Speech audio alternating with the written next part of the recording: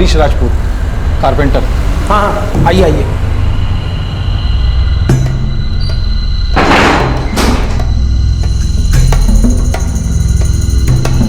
बताइए कौन कौन सा सामान बनवाना है आपको? सब, सोफा, कुर्सियाँ, अलमारी, डाइनिंग टेबल, सब कुछ। ठीक है। अच्छा, कौन सा सामान किधर रखेंगे ये बता दो पहले से, तो मैं नाप ले लेता हूँ उस हिसाब से। एक मिनट।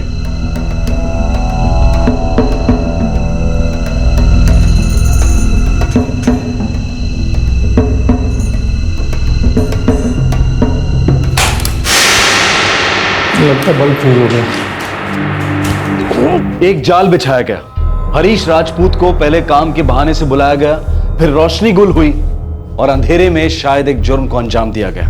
हरीश ने उस दरवाजे को खटखटाया तो सही, लेकिन जो अंदर जाने के बाद उसके साथ होने वाला था, बदकिस्मती से वो उसकी दस्तक सुन नहीं पाया।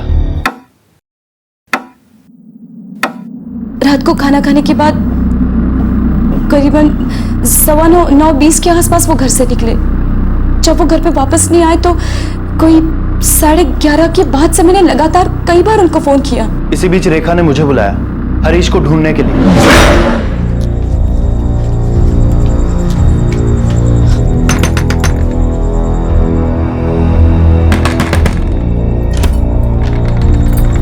दीदी तुम, क्या हुआ?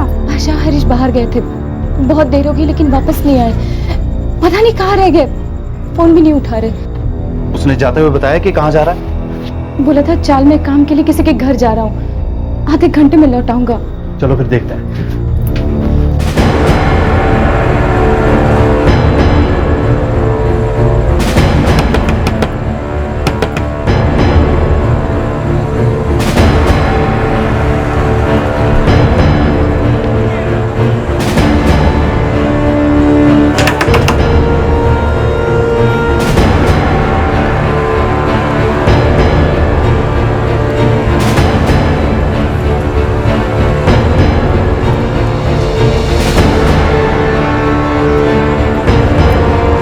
पीछे की तरफ देखिए ना, मैं यहाँ देखता हूँ।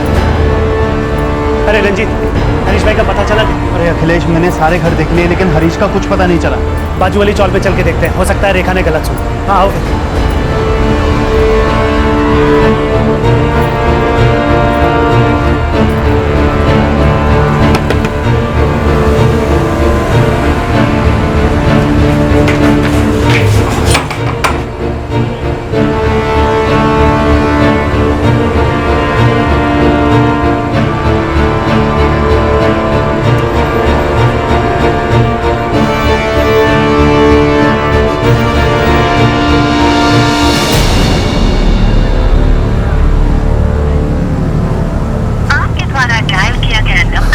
अरे हरीश का फोन तो अभी भी बंद आ रहा है।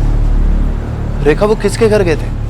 पता नहीं, वो उसे फोन पे बार बार कह रहे थे कि वो कल आएंगे। हाँ, उसका नंबर लिख के रखा है उन्होंने।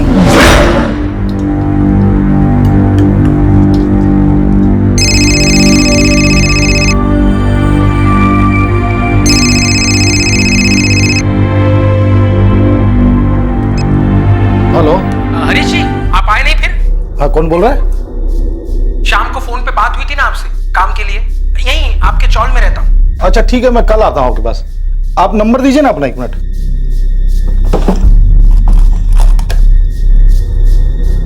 44456 ठीक है, फोन करके आता हूँ जी मैं कल।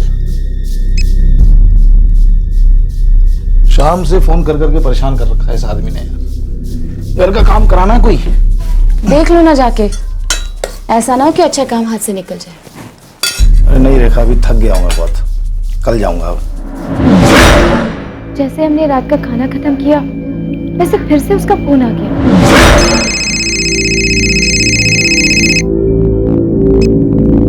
हेलो, हाँ हाँ, अरे अरे ठीक है बाबा, आ रहा हूँ मैं। अरे फोन तो रखिए आप, मैं पहुंच रहा हूँ। हाँ 10 मिनट में पहुंच रहा हूँ बस। ओके ओके जी।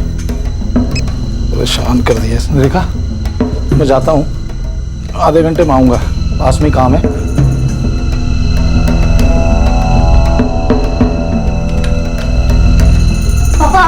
हाँ बेटा। मैं भी चलो साथ पे। नहीं नहीं बेटा, रात हो रही है, तुम सो जाओ, सुबह स्कूल जाना है ना। चलो आता हूँ आधे घंटे में।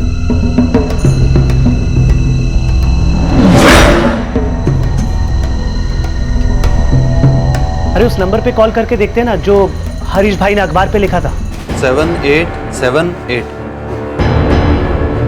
The number you have called is currently switched off. Phone तो ऑफ आ रहा है। मैंने भी ये नंबर लगा कर देखा था, तभी भी ये नंबर बंद था। मुझे तो कुछ गड़बड़ लग रहा है। तो चलो पुलिस के पास चलते हैं।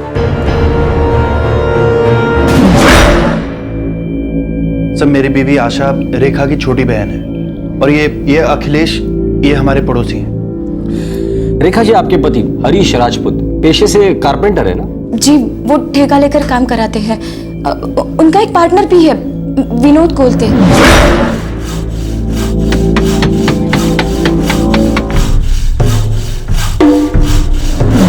जी, चारकोप में उनका वर्कशॉप है।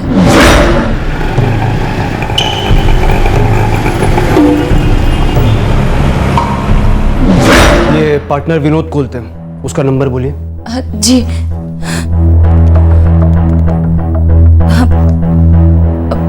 मालवनी में रहता है वो।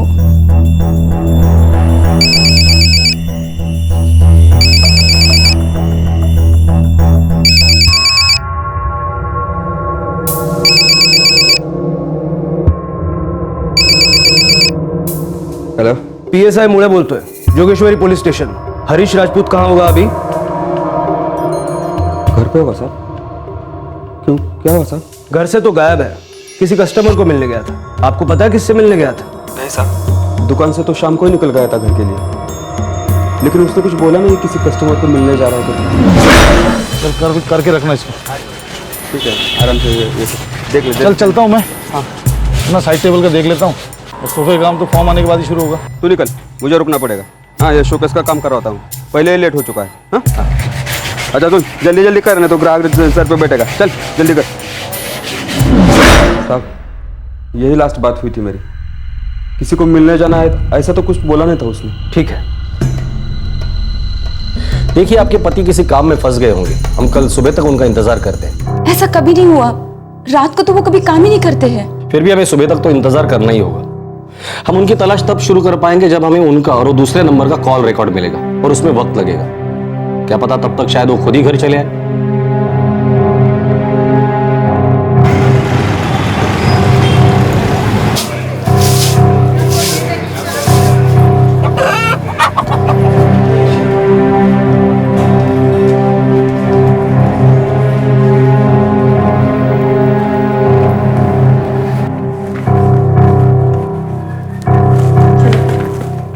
पापा अभी तक नहीं आए मम्मी? हाँ बेटा, पता नहीं क्या हुआ, कहाँ फंस गए। चलो चलो।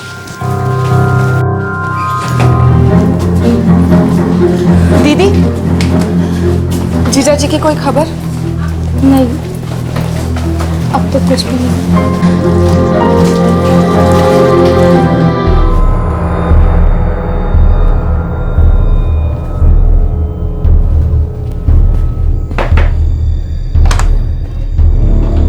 अखिलेश, कुछ पता चला? अभी हरीश भाई के यहाँ गया था तो घर तो बंद है। रेखा और आशा कुणाल और विशाल को बस स्टैंड छोड़ने गई, पर अभी तक कुछ नहीं पता चला है। पता नहीं हरीश भाई भी ऐसे कहाँ चले गए यार। सर, अभी अभी हरीश की पत्नी का फोन आया था, वो अब तक घर नहीं पहुंचा। और सर हाँ, फोन रिकॉर्ड्स आ गए। हरीश के फोन का लास्ट लोकेशन चौली दिखा रहा है। और वो दूसरा नंबर जिससे हरीश को फोन आया था? ये रहा सर, 444567878। सर ये नंबर ठीक 2 दिन पहले 9 अक्टूबर को एक्टिवेट करवाया गया था। सिर्फ 2 दिन पहले? कुछ तो गड़बड़ है। और सर इस नंबर से सिर्फ 2 नंबरों पर बातचीत हुई है। जाहिर सी बात है, एक नंबर तो हरीश राजपूत का होगा, और दूसरा नंबर? ये रहा सर, 444749379, किसी महेंद्र कुमार का है।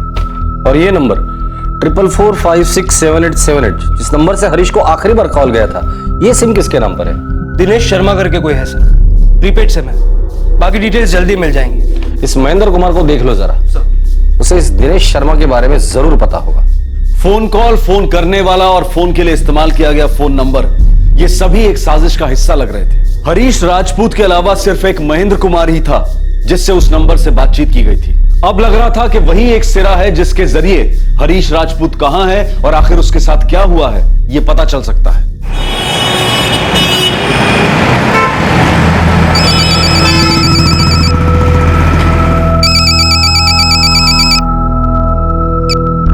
हेलो, महेंद्र कुमार जी बोल रहा हूँ। आप कौन? पीएसआई मुड़े, जोगेश्वरी थाना। जी क्या बात है सर? मैं आपके यहाँ हूँ या आप थाने आ रहे हैं? लेकिन बात क्या है सर? ये हरीश राजपूत कहाँ है? ये हरीश राजपूत कौन है? मुझे नहीं पता सर। हरीश राजपूत कल रात दिनेश शर्मा से मिलने गया था और फिर लौटा ही नहीं। हाँ, ये दिनेश शर्मा को तो मैं एक बार मिला हूँ। वो किराएदार है मेरा। आज वो एग्रीमेंट पेपर बनाने के लिए डॉक्यूमेंट लेके मेरे पास आने वाला है। और ये दिनेश शर्मा कौन है? उसने 2 दिन पहले 10 तारीख को मुझे फोन किया था। बोल रहा था आपका घर मुझे किराए पे चाहिए। कहाँ है आपका घर? भवानी नगर चौक, जोगेश्वरी।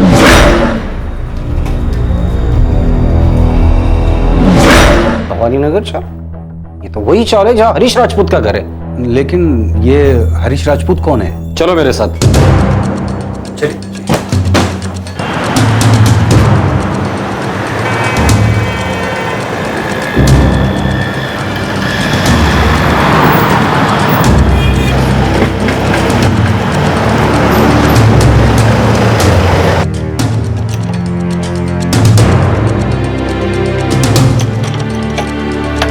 वैसे एक चाबी मैंने उनको भी दी है।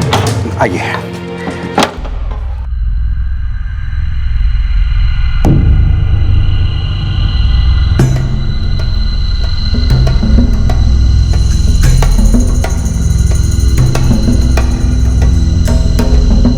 तब मुझे पता चला कि वो बेच रहा है तो मैंने खरीदा था। कुछ भी नहीं मिला सर, पूरा घर खाली है। ये दिनेश शर्मा तुम तक पहुंचा कैसे? ये घर मैंने किराए पे देने के लिए एक इन्वेस्टमेंट के हिसाब से खरीद रखा था। तो कुछ लोगों को किराए के लिए बोल रखा था। किसको बोल के रखा था? ये ब्रोकर लोगों को। और अभी 10 अक्टूबर को ये दिनेश शर्मा ने मुझे कॉल किया था।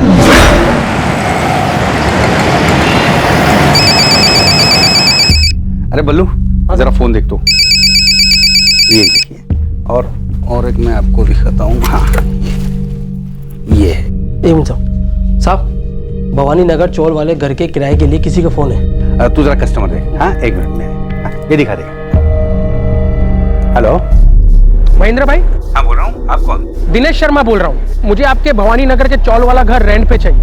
आपको किसने बताया था? ऐसे तो कोई नहीं, मुझे तो बस एक ब्रोकर के उधर से पता चला। ठीक है, 40,000 रुपये डिपॉजिट है और 7,500 रुपये किराया। चलेगा? आज से ही मुझे चाहिए। नहीं, ऐसे तो मुश्किल है। क्या है ना, पहले पेपर वर्क करना पड़ेगा। महेंद्र भाई, मैं मुश्किल में हूँ जरा। पहले वाला घर मुझे आज ही खाली करना है। डिपॉजिट और 1 महीने का भाड़ा एडवांस में मिल जाएगा। मैं उसके बाद ही शिफ्ट करूंगा। डॉक्यूमेंट्स 1 दिन में दे दूंगा। पेपर वर्क पूरा हो जाएगा महेंद्र भाई, पक्का। ठीक है, ऐसा कीजिए, पैसा लेके आप मेरे गुड़गांव वेस्ट वाली दुकान पे आ जाइए। स्टेशन के पास ही एकदम। ठीक है? हाँ, मैं घंटे 2 घंटे में पहुंचता हूँ। दिनेश किसी एक और के साथ आया था। अब कौन था वो तो पता नहीं। बराबर है। तो महेंद्र भाई, चाबी?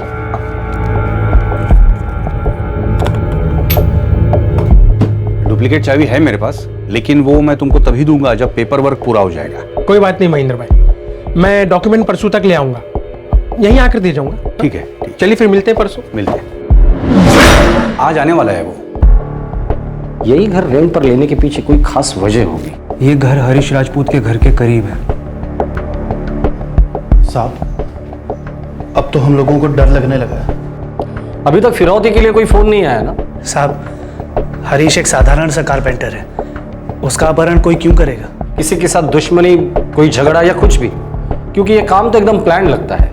नहीं साहब, छोटा सा परिवार है हमारा। जितना था उसी में सब्र था हमें। और मेरे पति तो हमेशा काम से काम ही रखते हैं।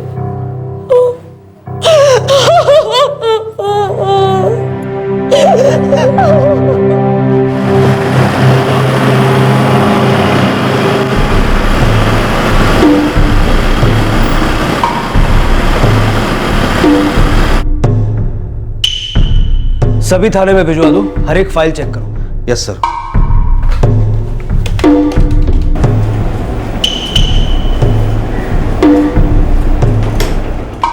हरीश राजपूत कहाँ है? साहब सच में पता नहीं है मुझे, और ये दिनेश शर्मा कौन है ये भी नहीं जानता मैं।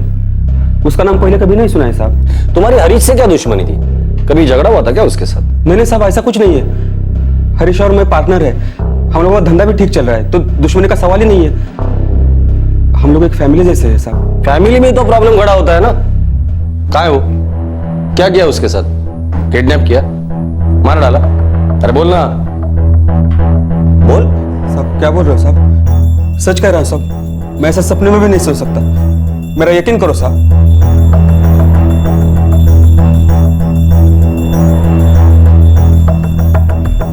इसका नंबर सर्वेलेंस पे डाल दो। सर। और वो दिनेश शर्मा, उसके नंबर के डिटेल्स आ गए? सर प्रीपेड सिम था, 1-2 दिन में डिटेल्स आ जाएंगे। पूरा 1 दिन निकल गया लेकिन अभी तक फिरौती के लिए कोई फोन नहीं आया। इस आदमी ने हरीश के घर के पास ही घर किराए पे ले लिया, फिर काम के बहाने जोर देकर उसे घर पर बुला लिया। मुझे तो डर लग रहा है कि कहीं कोई अनहोनी ना हुई हो। सर महेंद्र को बुलवा के दिनेश का स्केच बनवाऊं? बुला लो। सर।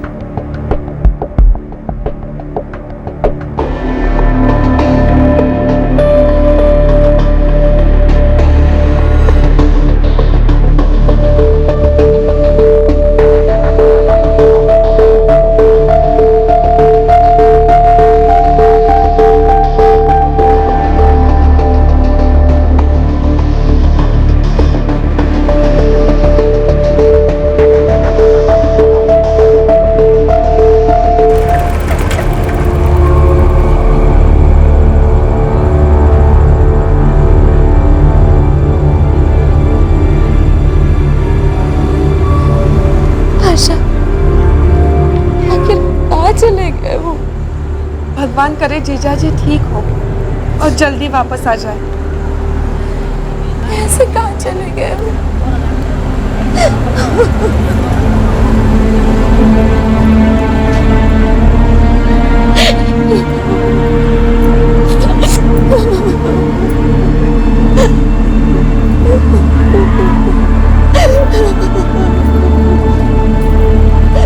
उस रात को गुजरे अब 2 दिन हो चुके थे। हरीश राजपूत जो एक कारपेंटर था, उसे उस रात काम के लिए एक फोन आया था और तब वो घर से बाहर निकला, लेकिन अब तक उसकी कोई खोज खबर नहीं थी। आखिर वो था कहां? क्या उसके यूं गायब हो जाने के पीछे कोई साजिश थी? अगले दिन सूरज के निकलते ही इस सब से पर्दा उठा।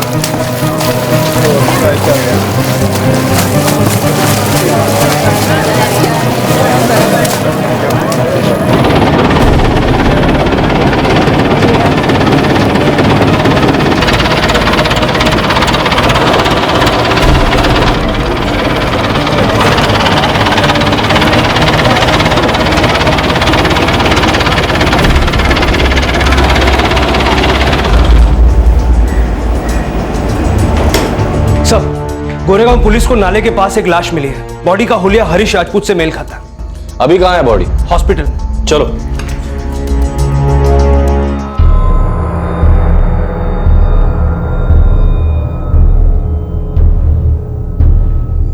बॉडी काफी सड़ चुकी है, लेकिन ये साफ साफ गला घोटने का मामला दिख रहा है। मौत का समय क्या होगा? लगभग 72 घंटे पहले हुआ होगा। घर वाला ने इन्फॉर्म कर।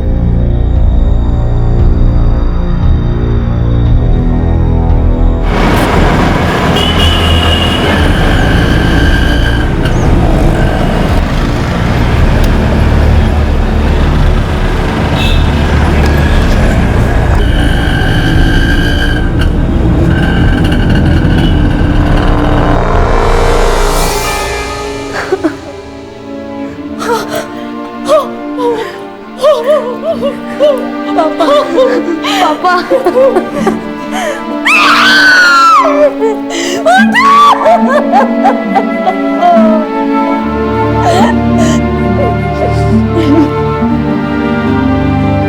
लोग मिसिंग कंप्लेंट को मर्डर केस में बदल रहे हैं। सर, हो ना हो इसमें हरीश के उस पार्टनर विनोद का कुछ हाथ है। क्यों? ऐसा क्यों लगता है आपको? सर, क्योंकि जो भी क्लाइंट्स हरीश लेकर आते थे, ये विनोद उन्हें छीनने में लगा रहता था। रेखा जी, आपको क्या लगता है, क्या ऐसा हो सकता है? मुझे पता नहीं, पता नहीं कोई क्यों नहीं मारना चाहेगा। उन्होंने कभी किसी का बुरा नहीं किया।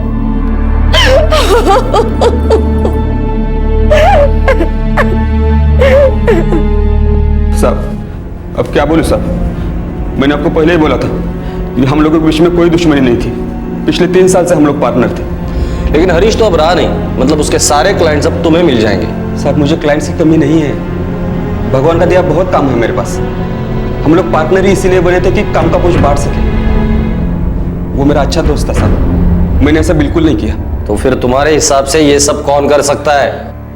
पता नहीं साहब। हरीश का किसी क्लाइंट के साथ झगड़ा हुआ था या किसी से दुश्मनी थी उसकी? नहीं, ये तो कुछ पता नहीं साहब। ठीक है, मुझे हरीश के सारे क्लाइंट्स की लिस्ट चाहिए।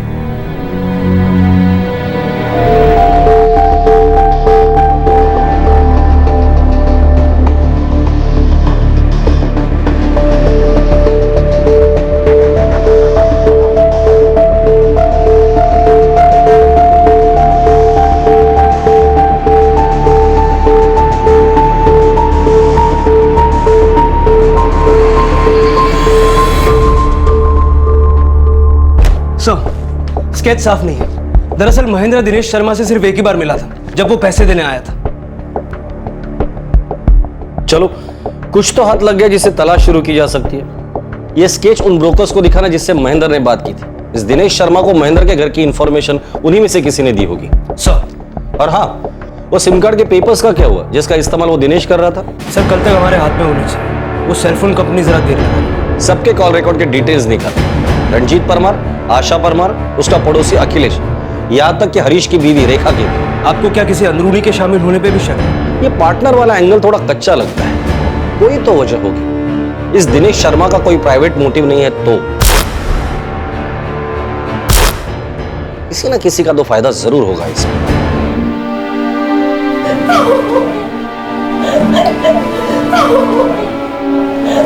राम नाम सत्य है, राम नाम सत्य है, राम नाम सत्य है, राम नाम सत्य है, राम नाम सत्य है, राम नाम सत्य है, राम नाम सत्य है।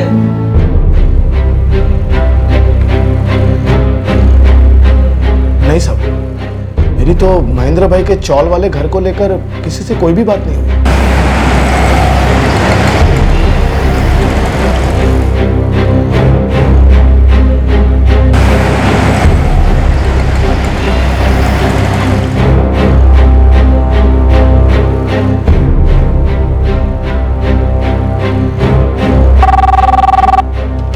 जोगशी प्रसन्न मुळे बोलतो। हो साहब, नमस्कार। उत्तम, एक काम करो, हर एक थाने में फैक्स करवाओ, सारे कॉन्ट्रैक्ट किलर्स और हिस्ट्री शीटर्स के रिकॉर्ड निकलवाओ। दिनेश शर्मा शायद हमें इनमें से ही मिल जाए। ठीक है साहब।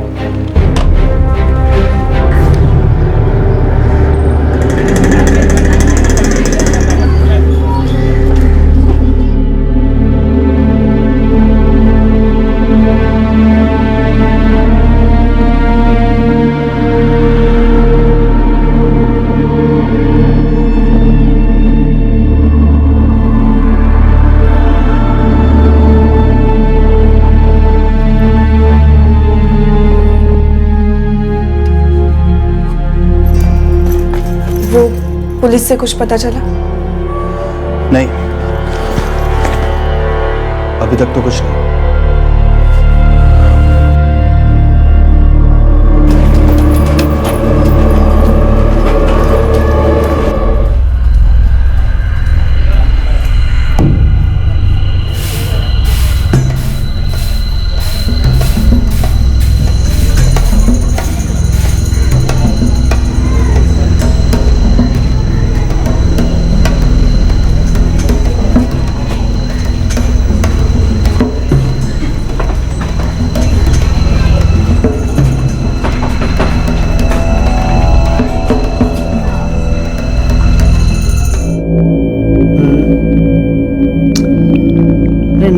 कमाल, ये गलत तरीका है। देखो कल क्या बताया था कि जब ये नहीं जाता है नंबर तो यहाँ पर लगाते हैं डेसिमल और ये आता है 0 कैरी। ठीक है, कल बताया था ना तुम्हें, तुम फिर भूल गए। हाँ वो निकल गया दिमाग से। चलो कुछ नहीं होता, फिर से करो। हाँ ये लो जी, शुक्रिया।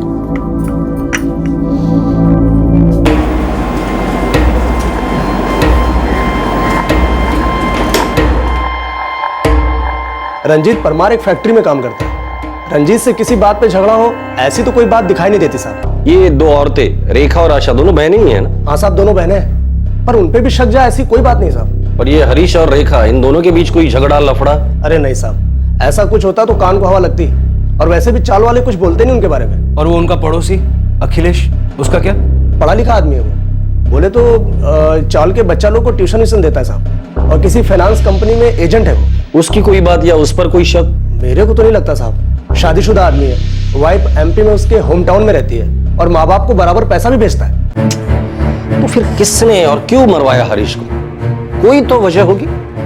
और ये दिनेश शर्मा कौन है और इस वक्त कहाँ है वो? सर दिनेश शर्मा का कोई क्रिमिनल बैकग्राउंड नहीं है, सारे थाने चेक करवाए। तो इसे क्या बाहर से बुलाया था? अरे नहीं साहब, मेरा मतलब मेरे को नहीं लगता साहब।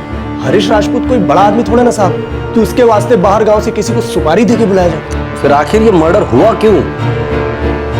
कोई ना कोई तो सिरा जरूर छूट रहा है। Excuse me sir. Hello sir, 444567878 एक प्रीपेड नंबर था। पता है, और ये भी पता है कि दिनेश शर्मा के नाम से लिया गया था। मुझे एक्टिवेशन के टाइम दी गई डिटेल्स चाहिए। सर हमारे तक अब तक पेपर पहुंचे नहीं है। एक्चुअली सर वेरिफिकेशन से पहले ही शायद नंबर एक्टिवेट कर दिया है। ये सिम कार्ड कहाँ से खरीदा गया था? Just a minute sir, Goregaon में रजनी मोबाइल सर्विसेज से नंबर लिया गया था। पेपर भी उन्हीं के पास है। Thank you sir. Dinesh Sharma ने जहां से सिम कार्ड खरीदा उस दुकान का पता चल गया। गुड, चलो देखते हैं।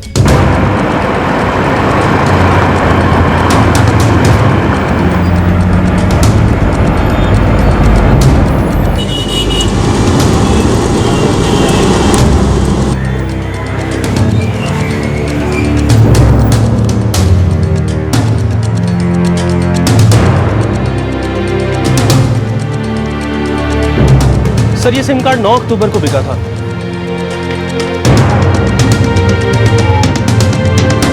ये प्लान तो हरीश राजपूत के घर के पास ही रचा जा रहा था। हम लोग फालतू में बाहर उलझे हुए थे।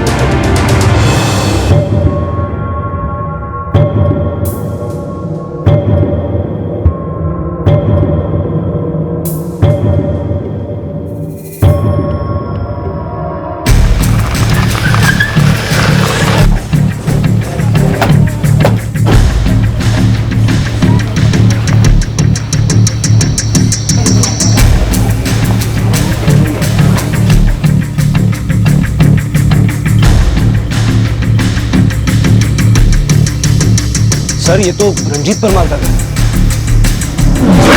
सर हो ना हो इसमें हरीश के उस पार्टनर विनोद का कुछ हाथ है।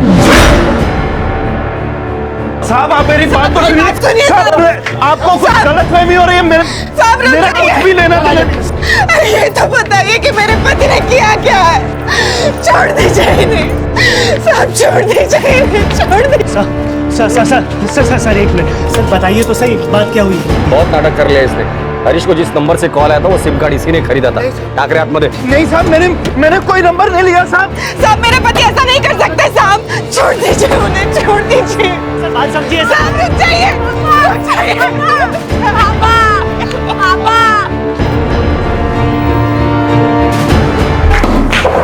साहब मैंने कुछ नहीं किया साहब। रंजीत, तुम्हारे साली का पति हरीश राजपूत क्यों मारा उसे? साहब आप लोगों को गलतफहमी हो रही है साहब, मैंने किसी को नहीं मारा। चल मानता हूं कि तूने नहीं मारा। किससे मरवाया? दिनेश शर्मा से? नहीं साहब, मुझे कुछ समझ में नहीं आ रहा है कि आप लोग मेरे पीछे क्यों पड़े हैं। क्योंकि सिम कार्ड हासिल करने के लिए तुम्हारे रेशन कार्ड का इस्तेमाल हुआ है। इसमें दिनेश शर्मा का नाम फर्जी तरीके से डाला गया है। या तो ये दिनेश शर्मा तुम्हारा साथी है या तो ये नाम मनगढ़ंत है। इस हत्या के पीछे असली खिलाड़ी तुम ही हो। नहीं साहब, भगवान कसम साहब, मैं कुछ नहीं जानता। और इस सब में मेरा राशन कार्ड कहां से आ गया मैं नहीं जानता। इस सब में मेरा कुछ लेना देना नहीं है साहब।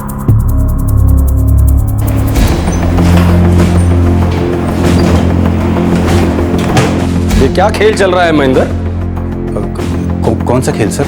वही खेल जो दिनेश शर्मा के नाम पर खेला जा रहा है। क्या सच में कोई दिनेश शर्मा है या वो ये रंजीत परमार ही है? अब समझ में आया क्या है खेल? नहीं सर, लेकिन ये रंजीत परमार कौन है? मैं नहीं जानता सर। सर मुझसे बहुत बड़ी भूल हो गई कि मैंने अपना घर बिना किसी पेपर वर्क के, बिना किसी पुलिस वेरिफिकेशन के भाड़े पे चढ़ा दिया।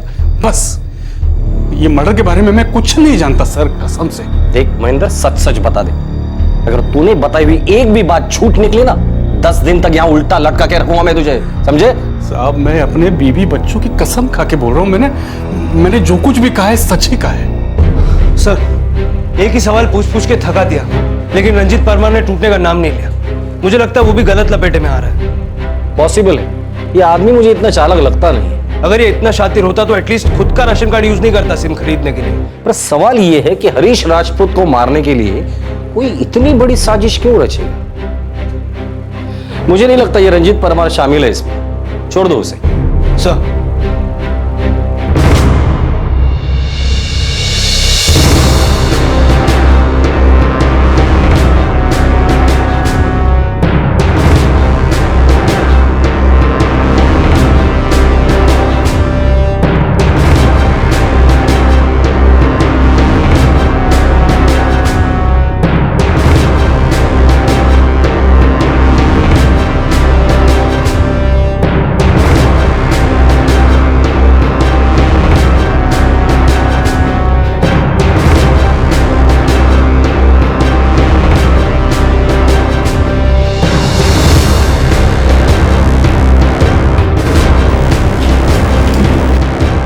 सर काम का कोई लफड़ा नहीं लगता है। कुछ भी नहीं, कुछ तो होगा।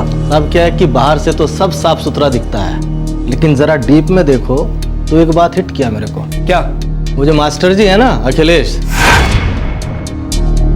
जो ट्यूशन लेता है रंजीत परमार के बेटे कुणाल की, वो हरीश राजपूत के बेटे विशाल की ट्यूशन क्यों नहीं लेता?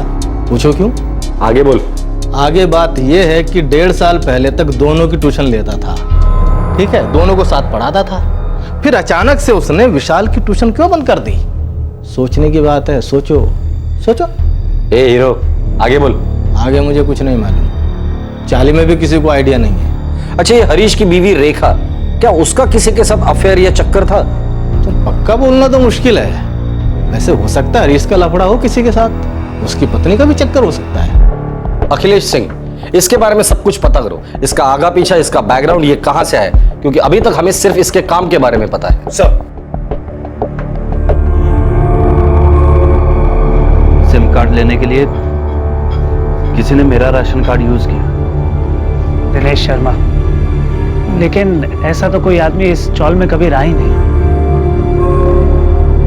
महेंद्र भाई ने कहा तो था कि उसने एक दिन पहले ही घर किराए पे लिया था।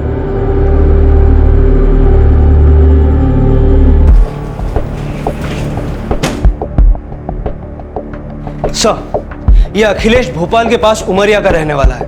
2011 में उसकी शादी हुई थी। उसकी बीवी अखिलेश के माँ बाप के साथ उमरिया में ही रहती है।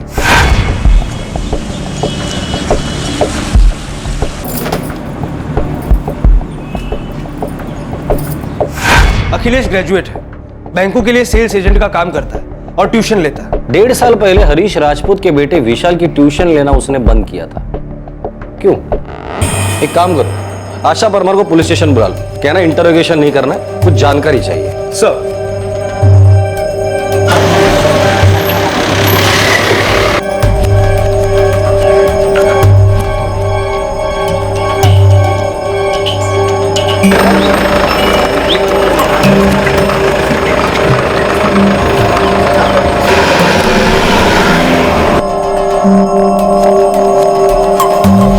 क्या बता सकती है कौन है दिनेश शर्मा? पता नहीं साहब, इससे पहले मैंने ये नाम कभी सुना ही नहीं। आशा परमार, आप और आपकी बहन रेखा परमार काफी सालों से पास पास रहते हैं ना? जी 11 साल हो गए। मतलब विशाल और कुणाल के पैदा होने से पहले? जी। और ये अखिलेश कितने सालों से चाल में रहता है? लगभग 4 साल हो गए। आशा, ऐसी कोई वजह होगी जिसके लिए अखिलेश हरीश को मार डाले? पता नहीं, क्या मालूम। पर आप ऐसे क्यों पूछ रहे हैं? 1.5 साल पहले तक अखिलेश हरीश के घर में विशाल और कुणाल को पढ़ाता था। फिर अचानक हरीश ने विशाल की ट्यूशन बंद करा दी। क्यों? पहला लिखो ratio of 15 seconds to 1 minute लिखो। ठीक है। दूसरा सवाल है 1 मीटर टू 60 सेकेंड्स। 6 लिखो। 6 लिखो। मैं सच में नहीं जानती, पर हाँ, एक दिन अखिलेश ने अचानक विशाल को पढ़ाना बंद कर दिया। वो सिर्फ कुणाल को ही पढ़ाता था। इसके बारे में मैंने रेखा से पूछा तो उसने बोला कि विशाल को ट्यूशन की जरूरत नहीं है, वो अपनी पढ़ाई खुद कर सकता है। अच्छा, सीधा सा सवाल पूछ रहा हूँ, सीधा सा ही जवाब दे रहा हूँ। क्या कभी अखिलेश और हरीश के बीच में झगड़ा हुआ था? मैं नहीं जानती। क्या अखिलेश और रेखा के बीच कुछ था? मैं क्या पूछ रहा हूँ इसका मतलब समझते हो तुम? साहब प्लीज, आप मेरी बहन के बारे में ऐसा मत बोलिए। ठीक है, तुम जा सकती हो। Thank you. जी। मुझे जाकर उस अखिलेश को लेकर आना, इससे पहले कि ये उसे मिलकर कुछ बताए।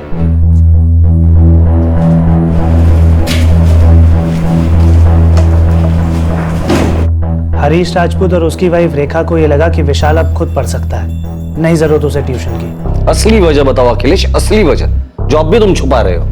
सर मैं कुछ नहीं छिपा रहा हूँ सर, हो सकता है कि वो लोग अफोर्ड ना कर पा रहे हो। हाँ, पर ऐसा उन्होंने मुझे कुछ कहा नहीं। उस चाल में पिछले 4 साल से तुम रहते हो। हरीश राजपूत बहुत बड़ा कारपेंटर नहीं था, पर उसकी हालत इतनी भी खराब नहीं थी। सबसे पहले तुमने कुणाल को पढ़ाना शुरू कर दिया, उसके बाद तुमने विशाल की ट्यूशन लेना शुरू कर दिया। फिर एक दिन अचानक तुम्हें विशाल की ट्यूशन बंद करने को कहा जाता है। क्यों? आपका इशारा क्या है सर? तुमने हरीश राजपूत को मारा।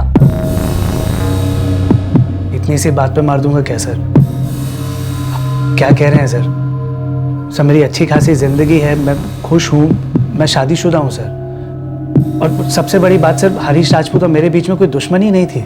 आशा परमार, रेखा राजपूत की बहन ने हमें बताया कि तुम्हारा और रेखा का अफेयर था, इसीलिए हरीश ने तुम्हारी ट्यूशन बंद करा दी थी।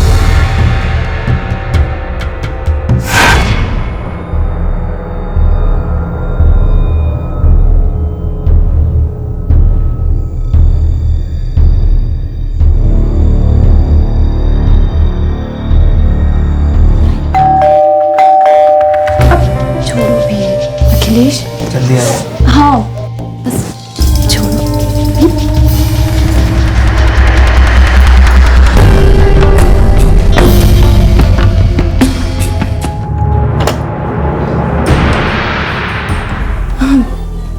आप इतने जल्दी आ गए? अरे कुछ तबीयत ठीक नहीं लग रही थी ना, इसलिए लौट आया।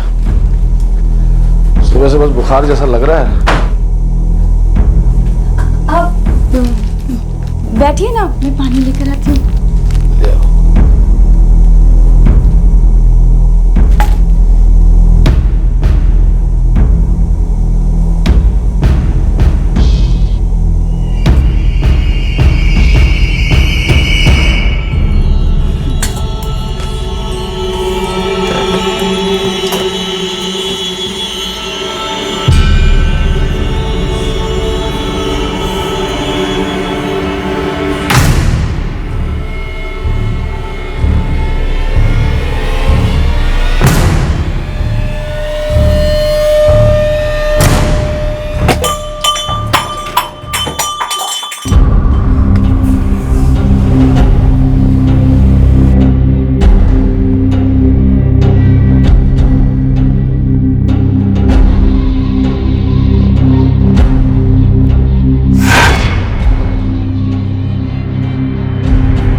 मैं सही बोल रहा हूं ना मिस्टर अखिलेश? जी, लेकिन सर रेखा और मेरे बीच में इस बात को हुए 1.5 साल से ऊपर हो गया। उसके बाद मैंने शादी भी कर ली सर, और जब से हरीश को हमारे बारे में पता लगा है तब से रेखा और मेरे बीच में कोई रिलेशन नहीं है। गुड गुड, बोलते रहो बोलते रहो। मैंने अंधेरे में तीर छोड़ा था, तुक्का मारा था।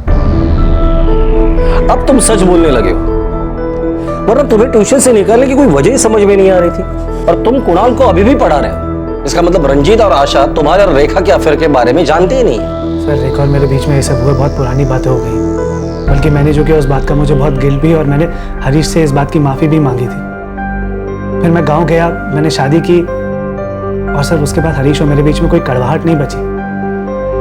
यही तो हमारा शक है। ये दिनेश शर्मा कौन है? सर मैं किसी दिनेश शर्मा को नहीं जानता। मैं हरीश राजपूत, कारपेंटर।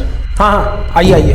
दिनेश शर्मा तुम्हारा साथी है जिसको इस काम के लिए तुमने हायर किया था। मैंने नहीं किया सर, मैंने नहीं मारा हरीश को।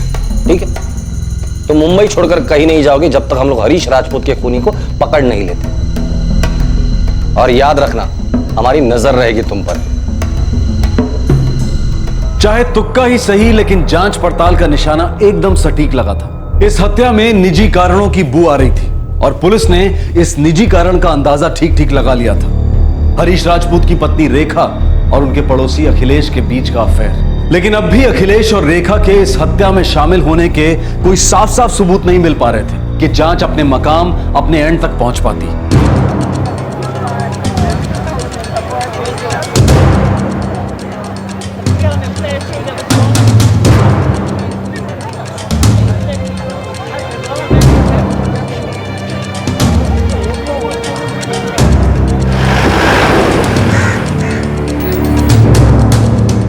मैं गलत राह पर चली गई थी, लेकिन मैं अपने पति का खून नहीं कर सकती। मैंने अपनी गलती बहुत जल्दी महसूस कर ली थी।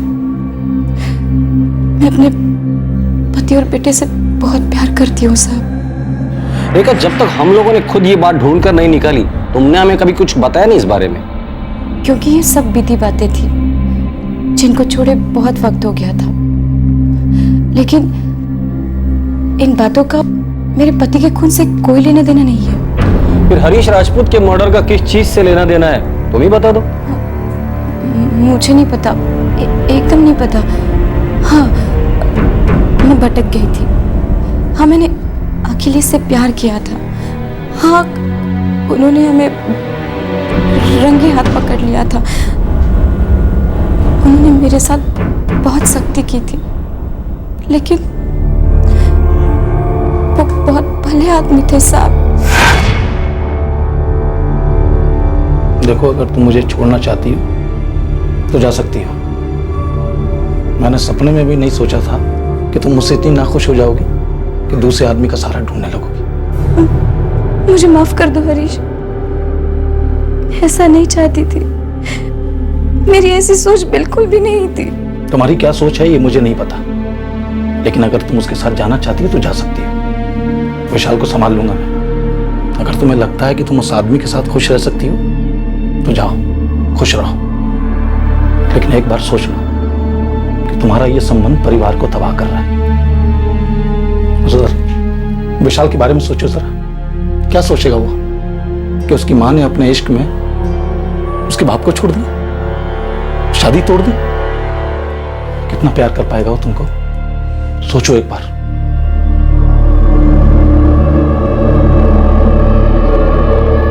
और सुनो, मैं नहीं चाहता कि अखिलेश इस घर में तुम्हारा कदम रखे। मैं फिर कह रहा हूं, अगर तुम उसके साथ जाना चाहती हो तो जा सकती हो, लेकिन अगर मेरे साथ रहना है तो मेरे पीठ पीछे ये सब नहीं चलेगा। और अगर दोबारा ऐसा हुआ तो सीधे तलाक दूंगा तुम्हें मैं, याद रखना।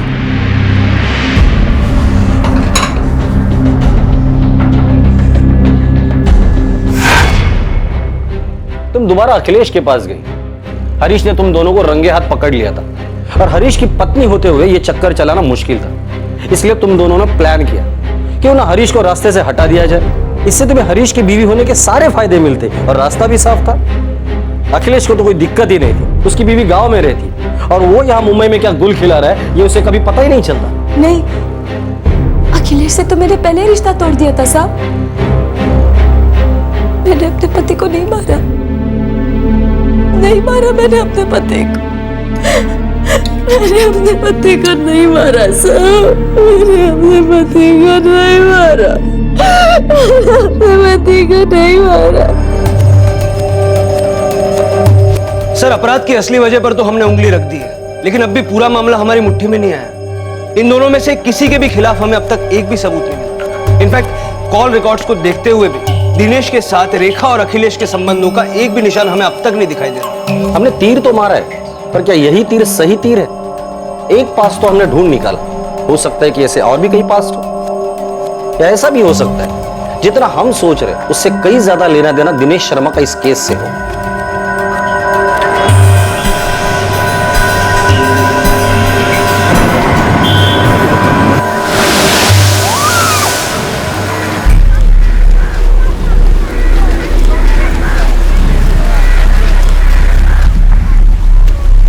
मैं कल निकल रहा हूँ। शादी दिसंबर में है ना? हाँ, लेकिन मैं कोई रिस्क लेना नहीं चाहता। पुलिस उधेड़-बुन में, और मैं नहीं चाहता कि वो सब समझ पाए। तो तुम्हें क्या लगता है, मुझे भी निकलना चाहिए? नहीं, पुलिस तुम तक कभी नहीं पहुंच पाई।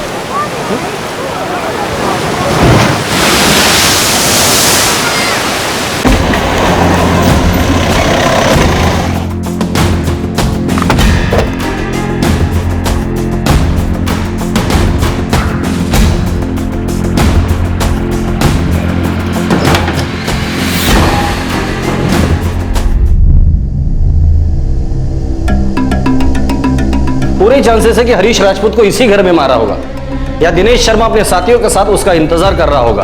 उन्होंने हरीश राजपूत को बुलाया होगा, फिर गला घोटकर मार डाला होगा। हरीश शायद रात के 9:30 बजे के करीब इस घर में पहुंचा होगा।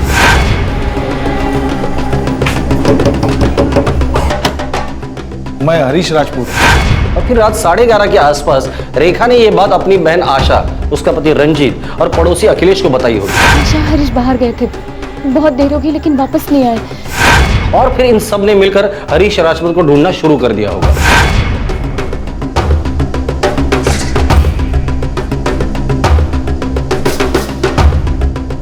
सर, अगर मान लें कि रेखा और अखिलेश भी इसमें शामिल थे, तो फिर वो लोग यहाँ इस घर में जरूर आए होंगे। दिनेश के साथ मिलकर बॉडी को नाले पे फेंका हो, वापस लौटे होंगे और फिर तलाश का नाटक शुरू किया होगा। बॉडी को ठिकाने लगाने के लिए किसी न किसी व्हीकल का इस्तेमाल किया होगा। इसकी अरेंजमेंट उन्होंने पहले से करके रखी होगी। हो सकता है मर्डर के बाद उन्होंने किसी को बोल के व्हीकल मंगवाया हो और उन्होंने उस रात चांस लिया होगा, शायद हरीश राजपूत काम के लिए आ जाए।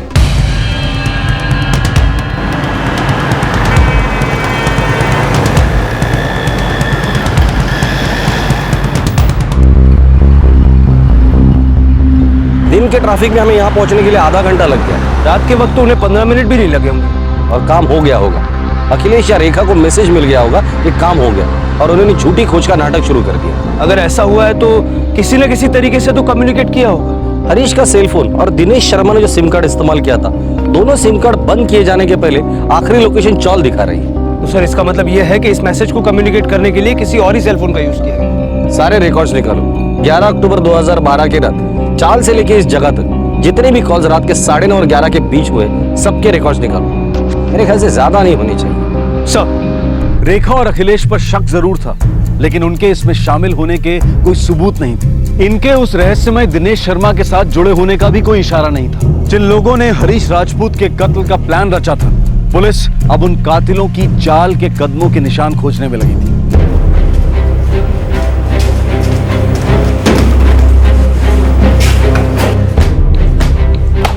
11 अक्टूबर 2012 रात 9:30 से 11 के दौरान चौल से नाले के इलाकों के बीच करीब 5,500 सिम एक्टिव थे। इसमें से हमें एक ऐसा नंबर ढूंढना है जिसका मूवमेंट चाल से नाले की तरफ हो। सर,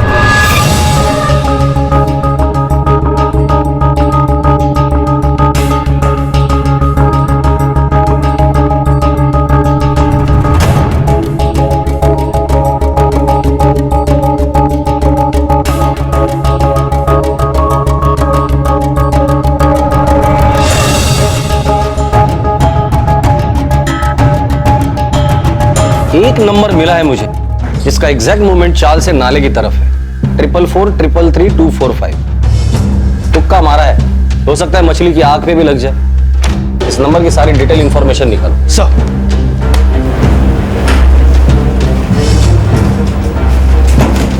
सर 444-333-245 ये नंबर दमन का है और किसी रोहित प्रकाश का।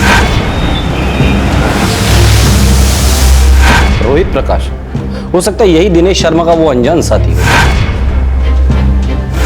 सर, इंटरेस्टिंगली रोहित प्रकाश के इस नंबर से उसी रात 10:05 पर इस दूसरे नंबर पर कॉल किया गया था जो उस वक्त चौल में मौजूद था।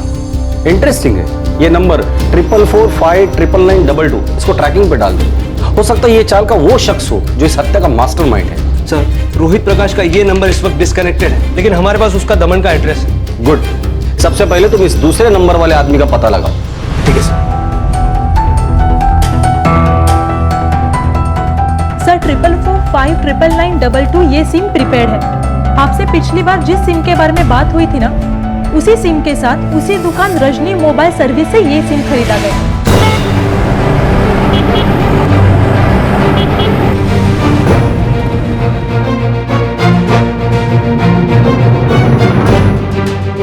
सर ये सिम कार्ड भी उसी एड्रेस प्रूफ पर दिनेश शर्मा ने खरीदा था।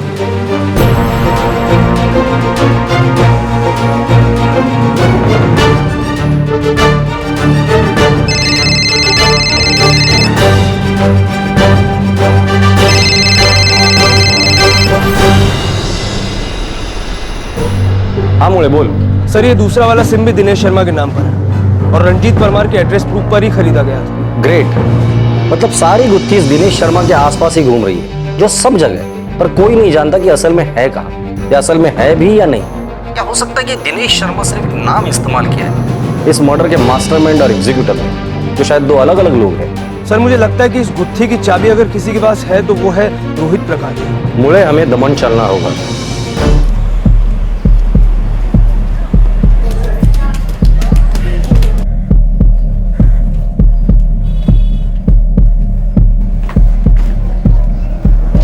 आशा, ये अखिलेश और रेखा के बारे में तो मुझे कुछ पता ही नहीं था। तुम्हें पता था कुछ? नहीं, जीजा जी ने भी कभी कुछ नहीं बोला। और रेखा और अखिलेश किसी को क्यों बताएंगे? अच्छा, कहीं कुछ ऐसा तो नहीं जो सिर्फ मुझे ना पता, या हम दोनों को ही ना पता?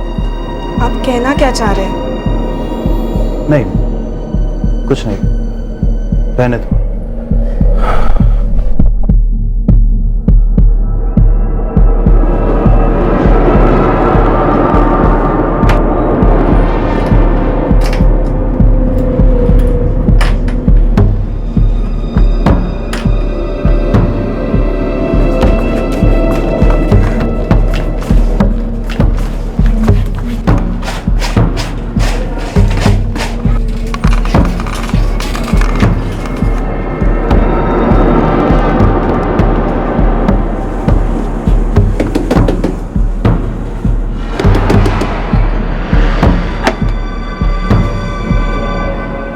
तुमने तो नहीं मारा हरीश को?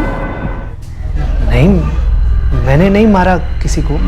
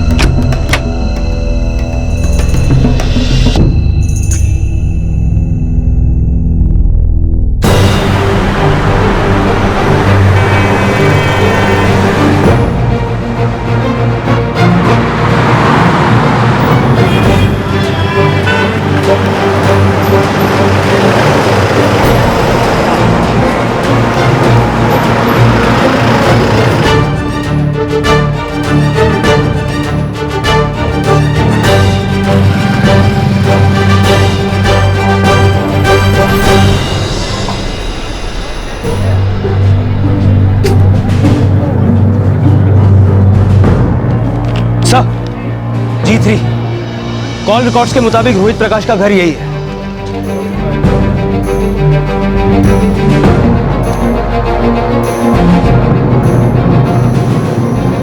भाई साहब, आप रोहित प्रकाश को जानते हैं? जो ये मकान में रहता है? जी। जो कारपेंटर है वही ना? हाँ हाँ वही। कहाँ गया है वो? शायद गांव गया होगा, सुना था उसका मैरिज होने वाला है। अच्छा, गांव कहाँ है उसका, कुछ पता है आपको? नहीं, मालूम नहीं। हाँ, उसका एक फ्रेंड है भूपेश, उसके साथ इधर ही रहता है। Thank you.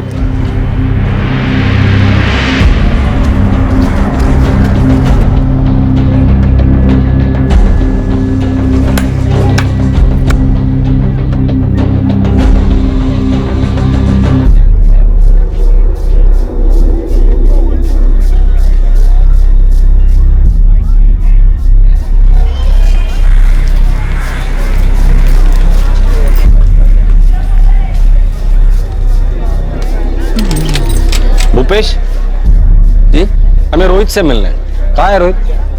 रोहित? कौन रोहित? मैं किसी रोहित को नहीं जानता हूँ। ये सब क्या है? छोड़ो। तो पक्की बात है कि तुम रोहित को बहुत अच्छी तरीके से जानते हो। मैं सच बोला। सब बता दे। अब तुम्हें याद भी आया होगा कि रोहित कौन है और इस वक्त कहाँ है वो। रोहित अपनी शादी के लिए गया साहब। ये दिनेश शर्मा कौन है और ये रोहित का और दिनेश का आपस में कनेक्शन क्या है? दिनेश शर्मा कोई है ही नहीं। रोहित ही दिनेश शर्मा बन गया था। हेलो हरीश जी, आप आए नहीं फिर? हाँ, कौन बोल रहा है? दिनेश शर्मा। शाम को फोन पे बात हुई थी ना आपसे काम के लिए, यहीं आपके चौल में रहता हूँ। गुड, हमारा भी यही अंदाजा था ये रोहित ही होगा। अब सिर्फ इतना बता दे, ये रोहित है कौन, इसका आगा पीछा क्या है और गांव कौन सा है उसका? उमरिया, भोपाल के पास। सर, ये अखिलेश भोपाल के पास उमरिया का रहने वाला है। उमरिया? सर, ये अखिलेश भी तो उसी गांव का रहने वाला है। अब जाके पहले के सारे टुकड़े एक दूसरे से जुड़ रहे हैं। बड़े, मुझे लगता है हमारा निशाना मछली की ठीक आंख पर लगने वाला है।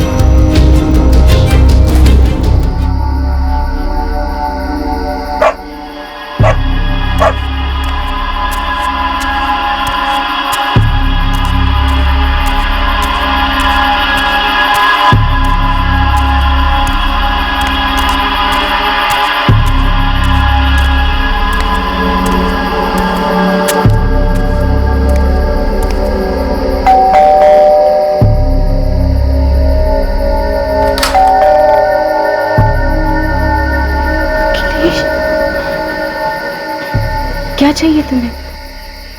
देखा, मैंने हमेशा तुम्हें चाहा। क्या चाहिए? मैंने ये सब जो किया तुम्हारे लिए तो किया है। क्या?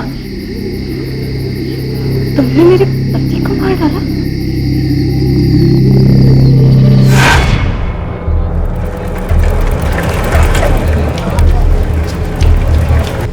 मैं जी नहीं सकता तुम्हारे बिना।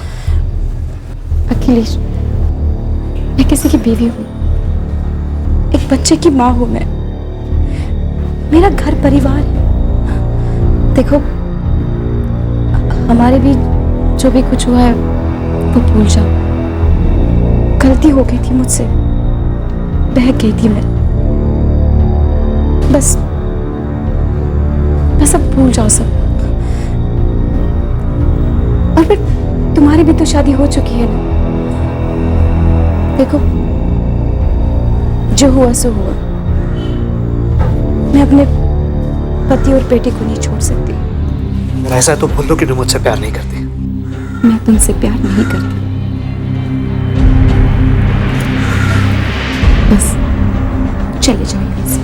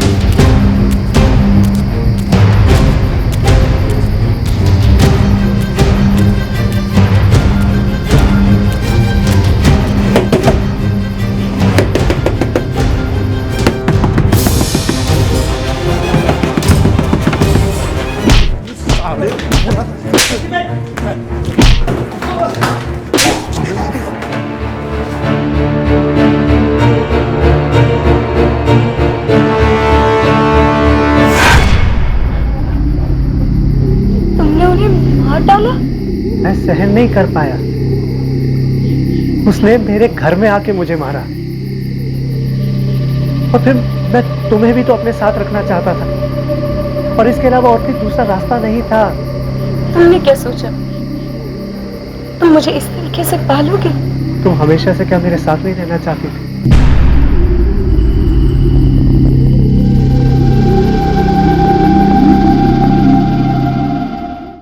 तुम्हें क्या लगा था तुम्हारा जुर्म कभी पकड़ा नहीं जाएगा? क्या सोच लिया था हरीश को मारकर उसकी बीवी तुम्हारी हो जाएगी? बदला लेना था मुझे उससे, बेइज्जती का पाठ पढ़ाना था। अरे मास्टर था, बच्चों को पाठ पढ़ाते रहता ना तो तेरी इज्जत बची रहती थी। इतने साल बच्चों को जो पाठ पढ़ाया था खुद उससे तूने कुछ सीखा? मुझे रेखा से शादी करनी थी।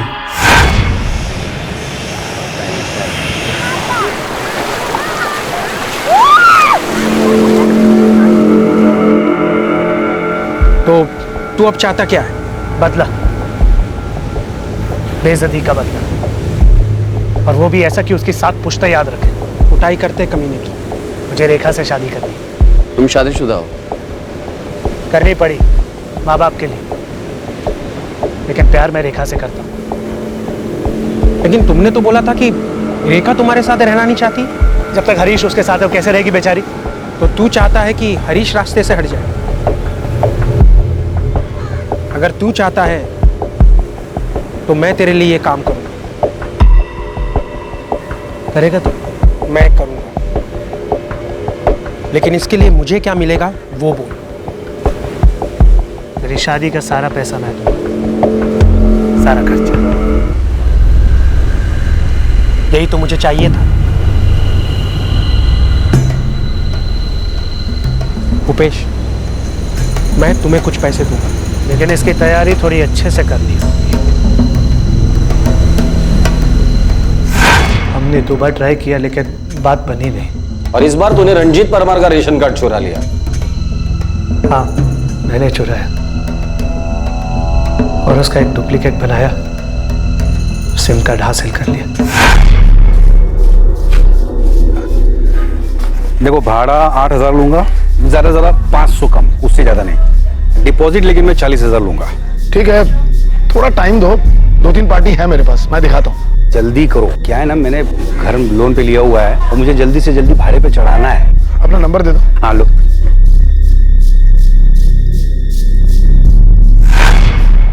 दिनेश शर्मा के नाम के सिम कार्ड मेरे पास आ गए। फिर रोहित ने महेंद्र को फोन किया उसी रात और हरीश राजपूत को बुला के उसका काम कर डाला।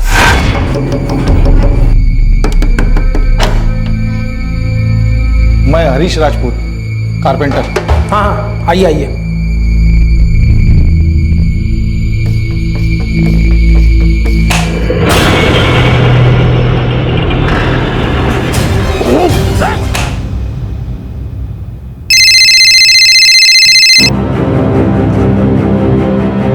हाँ रोहित, काम हो गया।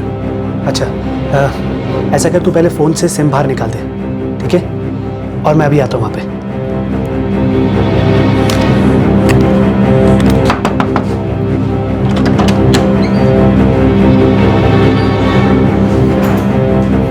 चिल्लाए तो नहीं ना? नहीं, हमने मौका ही नहीं दिया।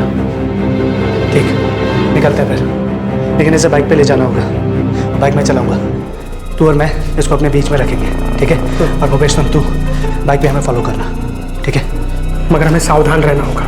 चिंता मत कर, मैं अंदर वाली गली का एक रास्ता जानता हूँ, सीधा नाले पे निकलता है। आधे घंटे में निकलते हैं, तब तक रोड्स भी खाली हो जाएंगे।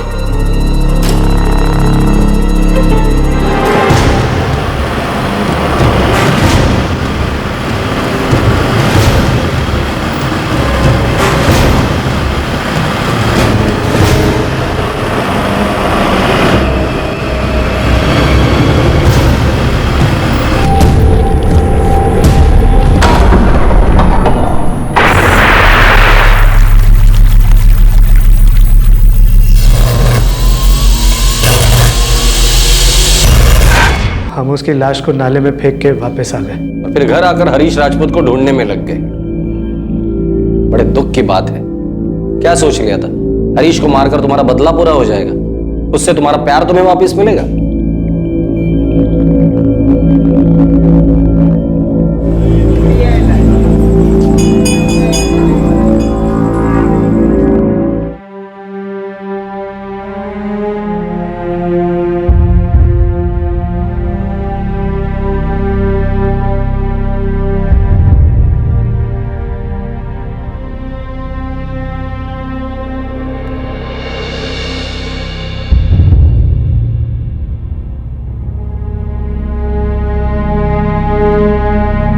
रोहित प्रकाश को उसके गांव में खोजकर पकड़ लिया गया।